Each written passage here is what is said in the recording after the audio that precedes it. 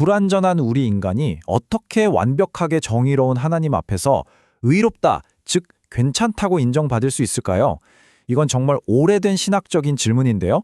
오늘 이 질문에 대한 사도 바울의 아주 놀랍고도 깊이 있는 해답을 함께 파헤쳐 보겠습니다.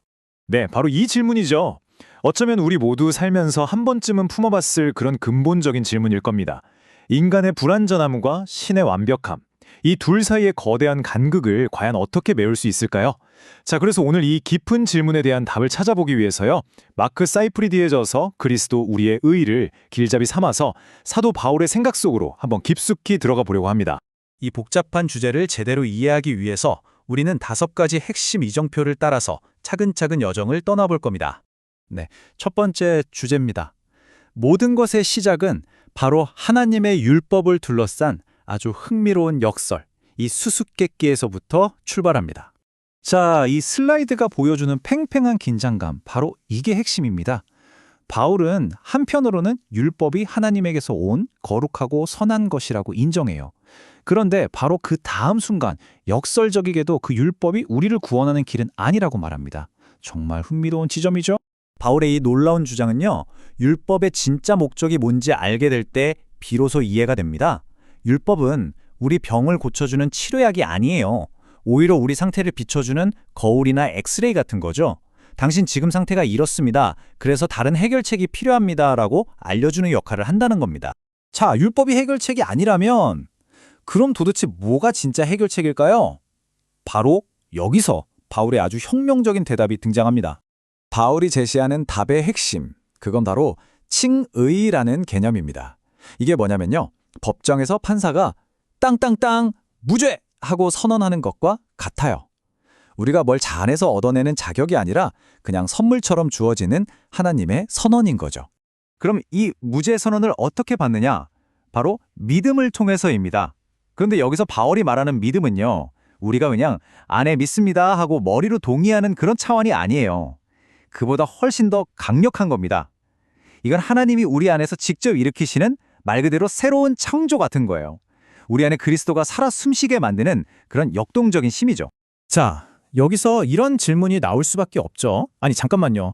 믿음으로 구원받는 거면 우리 행동은 이제 아무 상관없는 건가요? 아주 중요한 질문입니다. 이 점에 대해서 바울은 정말 단호합니다. 로마서 3장 28절에 이 유명한 구절에서 볼 수 있듯이 의롭게 되는 건 율법의 행위가 아니라 믿음으로 된다고 못을 박죠. 그런데 바로 여기가 문제입니다. 수세기 동안 수많은 사람들을 혼란에 빠뜨렸던 바로 그 지점이죠.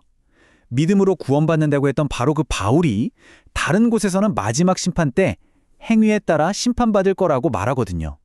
이거 뭔가 모순되는 거 아닐까요? 바로 이 슬라이드가 그 모순처럼 보이는 퍼즐을 풀어주는 열쇠입니다. 자, 보세요. 구원을 주는 믿음은요, 절대 혼자 덩그러니 있지 않아요. 마치 살아있는 나무 뿌리 같은 거죠. 뿌리가 진짜 살아있으면 시간이 지나면 자연스럽게 가지가 뻗고 잎이 나고 결국엔 맛있는 열매가 맺히잖아요. 바로 그거예요. 선한 행위는 구원의 뿌리가 아니라 살아있는 믿음이라는 뿌리에서 자연스럽게 맺히는 열매인 겁니다.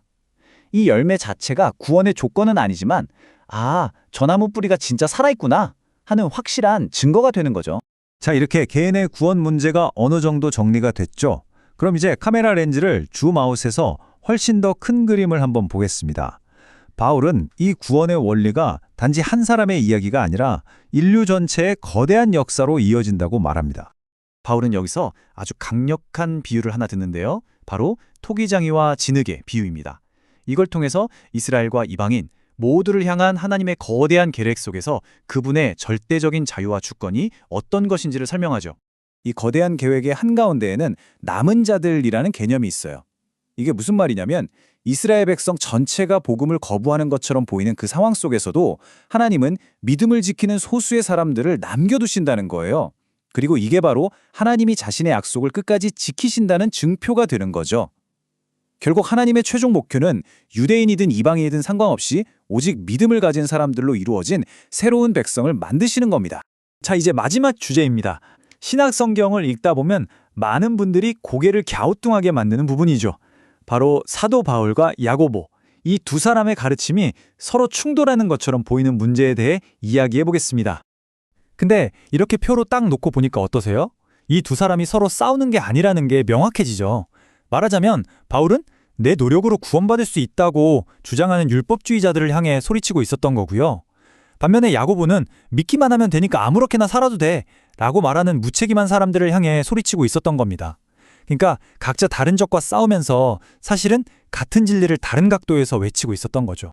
결론은 이겁니다. 바울과 야고보 둘 다 동의했어요.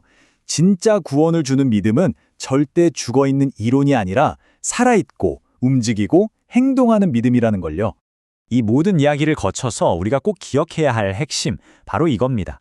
하나님 앞에서 우리가 의롭다고 인정받는 건요, 우리가 노력해서 계단을 하나하나 쌓아 올려서 도달하는 그런 지위가 아니에요.